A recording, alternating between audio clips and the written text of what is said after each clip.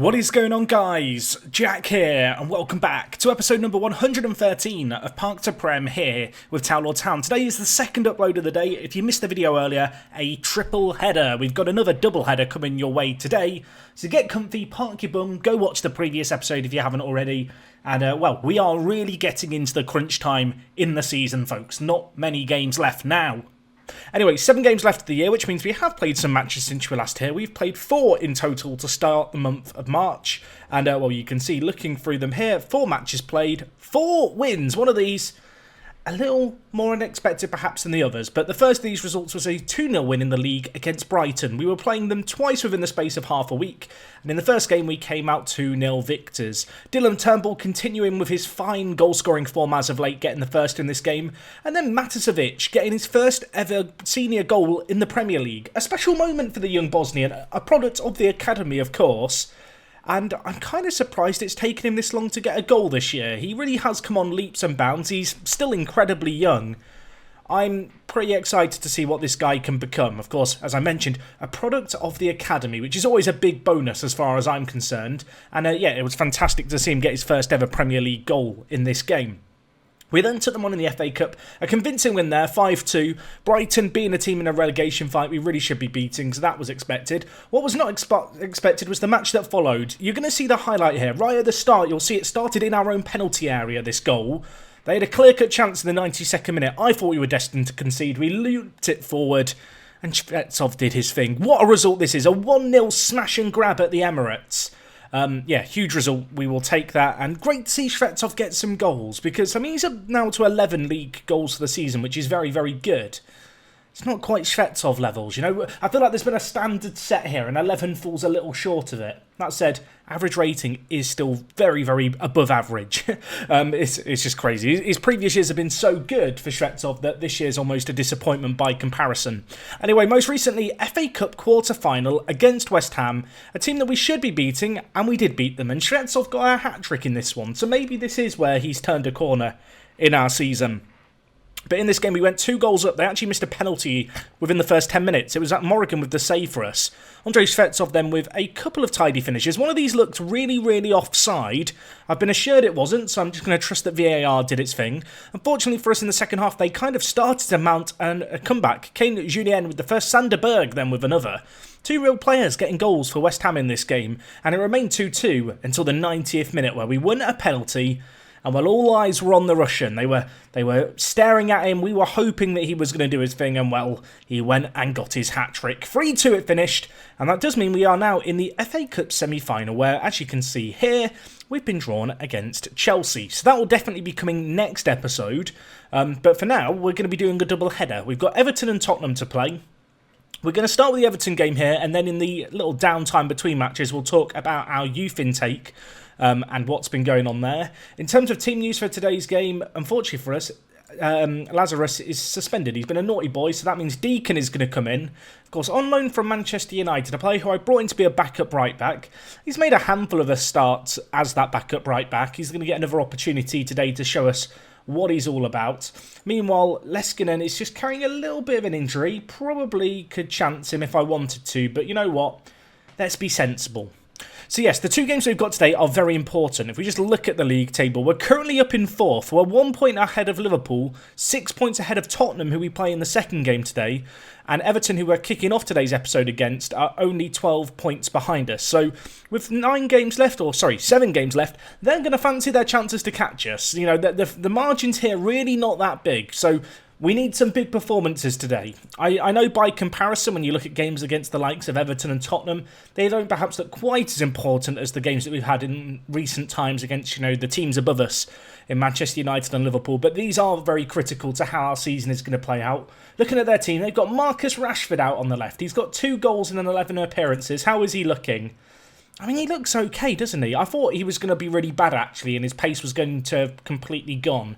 And whilst his pace is on the decline at aged 34, he's actually developed into quite an intelligent footballer. So we've got to be wary of him, but I do back us to be favourites in this. We're at home. Hopefully we've remembered our kit today, because of course yesterday's episode, we forgot our kit for our game at home against Newcastle United, and well, let's see what we can do in match number 1 today. As a Liverpool fan, I always want to beat Everton. Even more so today, perhaps. I didn't notice Matasevic's condition wasn't very good. That's a little awkward. We may need to take him off at half-time. We'll see how this game plays out, I suppose. But we're going to go with the positive system. We're not going to try and hit them on the break. Everton, a team who really underperformed to start the year, have been on a good run of form, though, slowly recovering their season. But, well, we want to put a halt to that as Ox is through. The left-back, I mean, he cues it wide. And can I be mad with him there? I don't know if I can be mad with him there, really. I feel like when your left-back's in that kind of situation, you can't be relying or expecting them to score. I bigged up Rashford a load, and then he's gone and got a knock. So I don't know if that was our players intentionally giving him a knock.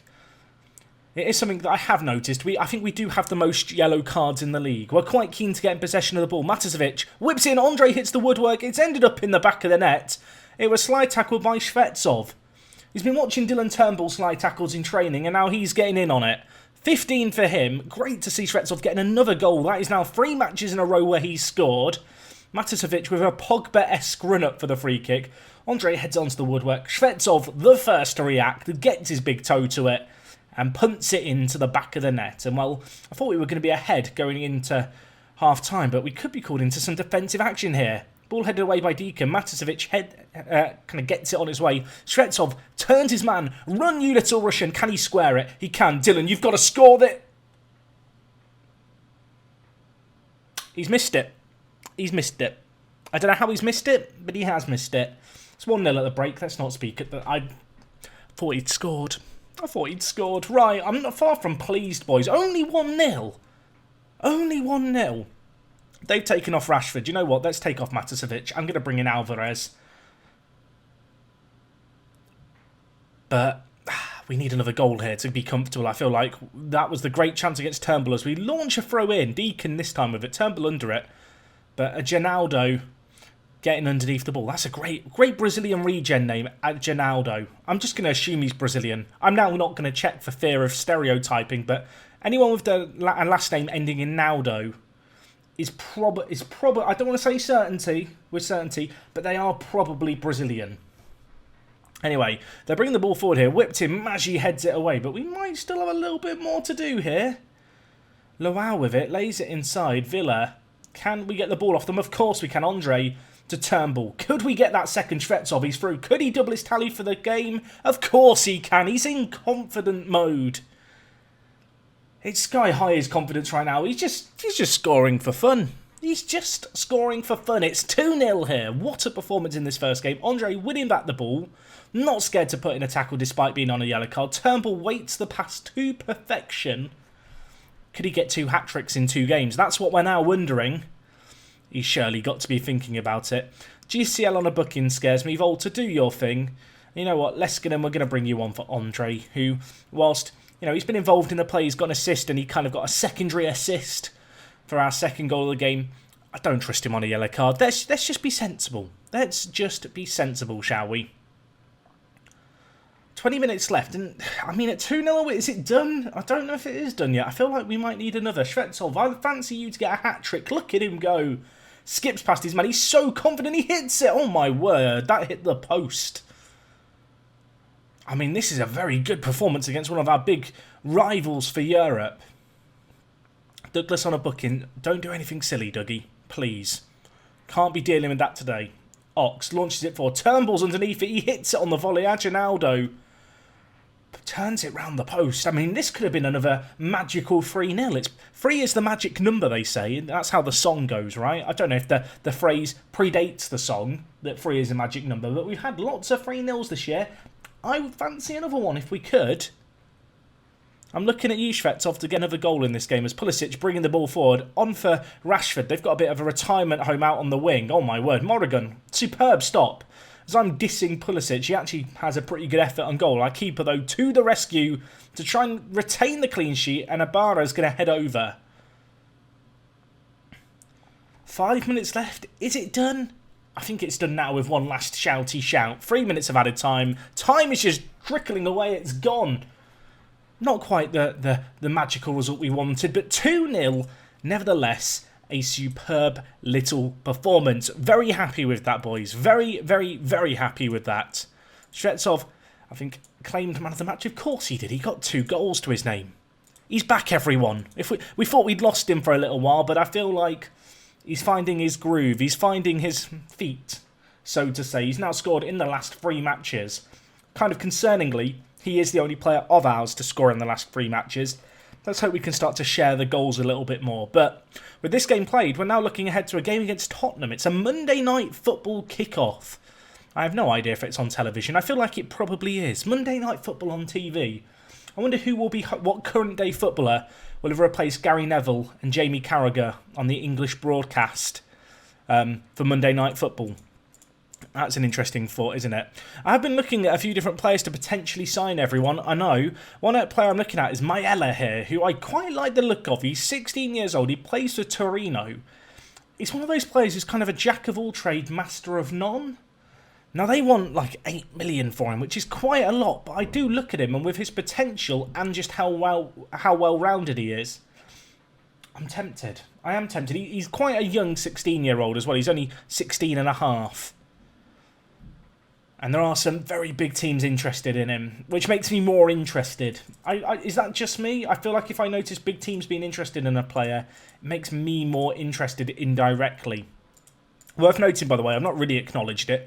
Walton is retiring at the end of the season. So, yeah, get your hashtag thank you Waltons in the comments. And also, Sonny Best, his contract is expiring, and he doesn't want to discuss a new contract because he's unhappy.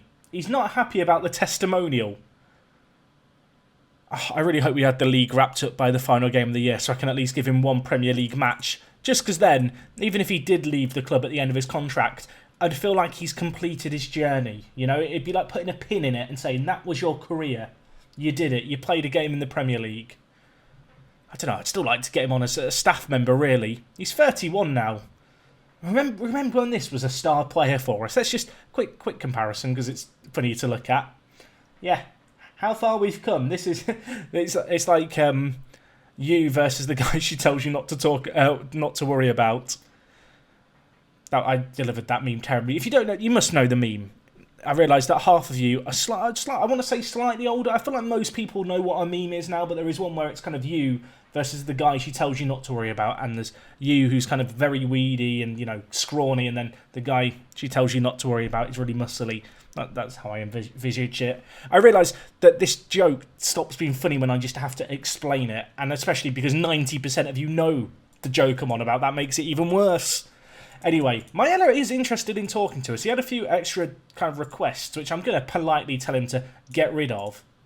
Now, given the fact we're paying him as much as we are, I definitely want an optional 3-year extension on this contract, even if it means paying him up to 9 grand immediately.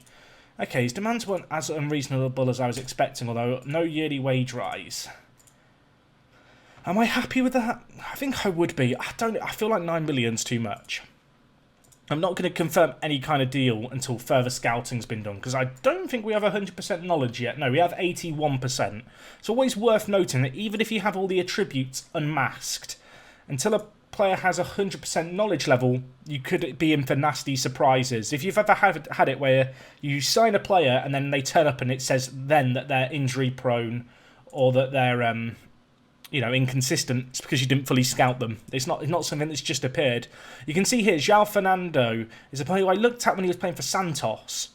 I really like him. I do. Now, the issue is his wages. It's a bit of a big issue as well, but I do feel like as an attacking midfielder down the middle, he could be quite good. But he's a little unhappy at the moment at Milan because they're not playing him very much. So I was just trying to get him a bit unsettled by putting in a bid that I didn't really expect them to agree to. They did reject it. I am already thinking ahead to the summer, and I'm sat with how much? We've got 99 million in the bank and 40 million transfer budget that we've just not spent this year. And with us being hopefully going into European competition, I am sat here quite hopeful that we can, that we can get a massive transfer budget, really. I wouldn't mind a few £100 million. Anyway, Liverpool unfortunately beating Tottenham. That was kind of a result that we wanted to go the other way, and it hasn't. You can see here, we are now 15 points ahead of Everton. Arsenal falling off the pace as well. We're only a couple of games away from guaranteeing ourselves a spot in Europe, but the big question is going to be, is it going to be a top 4 finish in Champions League, or is it going to be Europa League? And that is something that definitely will go down to the wire. You can see we picked up Manager of the Month. You love to see it. Roberto Gonzalez, we loaned to our new affiliate Crew. He's got Player of the Month. How are Crew doing? We're trying to get them out the relegation scrap, and we're not... our players aren't doing enough yet. I don't want to say we're not doing enough, because we've given them some of the best players in the league, but they need to do more with them. Danny Swan, loving his loan spell, of course, homegrown at club from a couple of years ago now, and well, that makes for quite a nice segue, doesn't it? Because as I already mentioned, we have had our youth intake. Now, you may or may not know that the top tier supporters on Patreon, I send a screenshot of the youth intake to when it happens, and people basically, if you pledge at the highest amount, you can name a regen. You can find information on the Patreon page about this. But I asked people, do you have one you want to name? And they all said no. They all said there's not a good one here that I want to have my name associated with, which is absolutely fair enough. They're allowed to pass on them. But there's one player here who I'm very excited about, who no one wanted, and it's this guy, Sami Fonel. I don't know why I've gone... It's probably Tonel. I don't know. He's French. He's friends with Pogba. I love that. I don't know if I've ever mentioned it. Pogba's just an under-18 coach. I think I have mentioned it, actually, but I like to believe they're bezies. He's like the Pogba regen, kind of, except he's a winger, and he's white. So he's not really like Pogba in many ways. Either way... he looks like a very good player. He's got some crazy potential, but no one wanted to name him. No one wanted to have their player named with a French name. So, kind of an unusual one. In terms of other players coming through our intake this year, he was pretty much the pick of the bunch, to be honest. Like, there were a few other good players here. This guy, Bobby Baptist. What a nickname. He sounds like a wrestler to me, Bobby Baptist. He looks pretty solid as well. He's not got too many gaps in his game, so we'll see what becomes of him. It's worth noting that with the star ratings, they are relative to your current players. So if he could get to 3-star potential, which is what he's labelled as, like a 3-star player in our team right now is someone like Soretta. That's actually quite good. Like, genuinely, that would not be a bad player at all. So Bobby, maybe you can develop a little bit. A few more players falling into a similar mould. We've got Glenn Gallagher here, who is a centre-back. I really like this guy because he doesn't have like a glaring weakness. I guess you could argue his heading and strength are low, but he's 16. They're going to improve. It's not like we've got any critical attributes lurking around the 2 or 3 mark where you just think, well, that's not going to solve itself. I do feel like Glenn, I don't want to say he could have a future in the first team, but he's got that natural aerial ability, and he's pretty good mentally as well for a 16-year-old. So another player worth keeping an eye out on. And we've also got Elliot Brannigan, who, I mean, my scouts I feel like he's a bit potato, but we'll wait and see on that one. Worth noting the pick of the bunch from last year's intake, Graham Blanford. Here's a little update on Graham. Here is how our Graham is doing. Now, of course, he's not 18 yet, so he's not even training full-time with the club yet. But he's seen a little bit of improvement in different places. I mean, a major physical improvement, which is good to see. But yeah, next November he will sign his first senior deal. He'll then be training with us first time. That should be when we start to see an acceleration in his development, but still quite excited to see what Graham Blanford can do for us. I feel like he's got potential. I realise that that's a cliche that I use on the channel a lot. You might have noticed a few other players in the list of our squad players coming through. In truth, I don't think any of them are going to be good enough to break into the first team. Outside of the ones that I've just shown you, they were the pick of the bunch, although it's kind of to be expected in many ways. At the stage we're at now where we're challenging, for Champions League spots this year, a 3-star potential player has actually still got quite good potential. People don't seem to realise the star ratings are relative to your team. So, for example, if you were to sign... I'm now trying to think of a really bad example. If you were to sign Sonny Best, for our team, he'd be 1-star, but if you signed for a team in the bottom tier of England, he'd be a 5-star player. It's all relative. So never... I sometimes get it where someone tells me, I've just signed this 5-star player, I think he's going to be great. And it's a bit like, that 5 stars relative to your current players. I don't know what that means. 5-star isn't like a universal value that I can immediately know how good that player is. If you signed Akin Fenwa for a northern non-league team, I'm sure he would be like a 5-star potential player. But anyway, we've got this game against Tottenham on Monday. It's worth noting, first and foremost, Manchester United are going to be taking on Liverpool. So, for the first time ever, and I am going to feel a little bit conflicted doing this as a Liverpool fan, we are going to be cheering on Manchester United, who they've got a man sent off and then they've drawn. I mean, I guess that's the best we could have hoped for. With that slip-up, does that give us an opportunity to pull away from Liverpool? I mean, for now, they've actually leapfrogged us on goal difference. I did not realise that our goal differences were still as close as they are. Oh, my word. Imagine if it came down to goal difference come the end of the year. Of course, it's not, because we're going to win here 5-0, and our goal difference is going to be amazing, and we're going to go 3 points ahead of them. Or at least, that's what we're going to be gunning for today. But it's not going to be easy. Tottenham are a very, very good team. I guess we wouldn't mind seeing Norwich lose, although I don't think that one makes a massive impact to us because Arsenal did already win 3-0. I mean, we're 12 points ahead of Arsenal with a game in hand and there's 15 points left.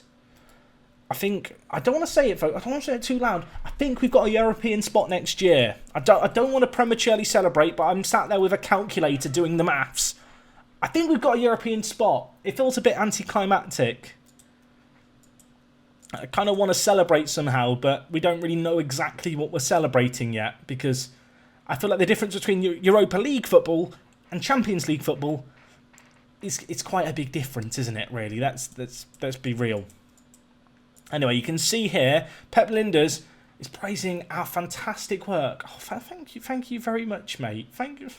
Oh, he's so kind. Of course, former assistant manager at Liverpool. Look at his career here. Went to Derby, went to Wolves, went to Cologne. Now ended up at Tottenham. Where's Klopp? I'm curious now. Where are you, Jurgen? Manager. Right. It's just. I mean, I think I just puked a little in my mouth. So we'll just continue on. I don't see Klopp becoming Bayern Munich manager. But who knows? Maybe in 2029 the world's a very different place. Who am I to judge? Oh, it's one of those things. I think last year in Football Manager I had it where Pep and Klopp swapped clubs between Manchester City and Liverpool, and you kind of sit there going, it's not going to happen, is it? I've kind of got that vibe with that one. I'd be curious, if there's any Dortmund fans, how would you feel about that? I'd try not to think about it too much, because I know it's quite a distressing thought. But how much might it bother you? I would love to know. Anyway, we're going to go into our Monday football game. We are taking on Tottenham. I have just noticed that they are playing in their white strip. Let's pray that we don't have a kit clash. I think I am going to change the away kit for next season, potentially. There's been a few kit clashes this year that have been a little bit annoying with the away kit. So I think we might go back to the more traditional kind of royal red and then a less light blue. Basically, these colours that you see here, this is what the game sees as our away kit colours, whereas obviously the blue has kind of changed a little bit in recent years. But, for example, when we played Manchester City away, half of our kit was sky blue in 3D, which, when you're playing Man City, it's a bit of a disadvantage. I mean, maybe that's how we beat them 1-0, was with the kit clash. Actually, it doesn't look too bad here, which is good news. It tends to be the big offender is basically if a team has a light kit and then also has white shorts. It gets very confusing for me and the players. Anyway, we've got a set piece here. What can we do? Leskinen whipping it in. Turnbull headers. It gets there. Is it in the box? It's a free kick. Okay. I thought we were about to get a penalty. I feel like you see a lot of those penalties given in FM this year where the cross comes in and the ref just blows his whistle randomly. You kind of sit there staring at 3D trying to work out where the foul was and can't see it. Unfortunately, on this occasion, it's gone in their favour. Although, I mean, the first two highlights have started with, stuff going into their box. This one isn't over yet, and we are being called into defensive action. Deacon, look at that tackle. You know what they say about Deacon? He's a beacon of defending. That doesn't really make sense as a phrase, and that's what I get. It's karma, instant karma. Wolverton gets the ball into the box, and it's Michael Brufton lurking at the back post for his 7th of the year. From one winger to the other, I think there. Ironically, Deacon getting a little caught out of position was what cost us. Free header at the back post. I mean, where is Ox there? Is that Ox? Where is our left back? I think he might have been even more in the middle. Right, Deacon, make amends. He launches it. Turnbull on the volley. Hits the side netting. Oh, I thought for a second it was going to end up in. We are loving our long throws this year. It's definitely been, a useful weapon to have in our arsenal. As the ball is now with Andre. Leskinen. What can you do here? The Finn. No, I mean, he's kicked it straight at Wolverton there. Now, I mean, look at him go. He's a bit blooming quick, isn't he? Who is that chasing? I respect it. I think it's on. I mean, there. That's why he's one of my favourites. That's why he's one of my favourites, Andre. He always runs. You'll never see him walk anywhere. Which works out a little bit awkward sometimes. for him. You know, if he wants to go on a walk with someone else, they might be walking. He has to like run around in circles like a dog around them because he's only got one speed and it's fast. I think it's like a genetic thing that he can't walk slowly. He's like Sonic the Hedgehog. Anyway, it's 1-0 at the break. That is not a particularly good first half. I am now sat wondering why, and questioning myself, why I didn't go for our more defensive system off the bat. It's a little late to change it now because we are kind of needing to go forward a little bit more. JCL and Shvetsov have been poor. I'm going to take off JCL for Volta. I'm going to hold on to our other two subs. There is part of me that wants to take off Shvetsov. There is also part of me remembering that he has scored in the last 3 games in a row and scored 6 goals in those 3 games. We might have a set piece here.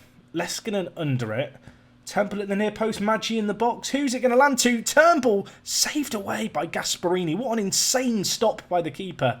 Leskinen puts it back into the back post. Highland. Shvetsov looked offside there. He wasn't offside, but I think the highlight has ended with that chance unless they're going to go and score on the counter-attack. Barnes marauding forward. Crosses it in. Headed away. Did it go over the line? No. I mean, the shadow is over the line. Ignore these other two shadows. Over the line. Disgraceful decision. Right. 15 minutes left. Matasevic for Leskinen. And you know what? Charlie Brown, get on the pitch. Come on down.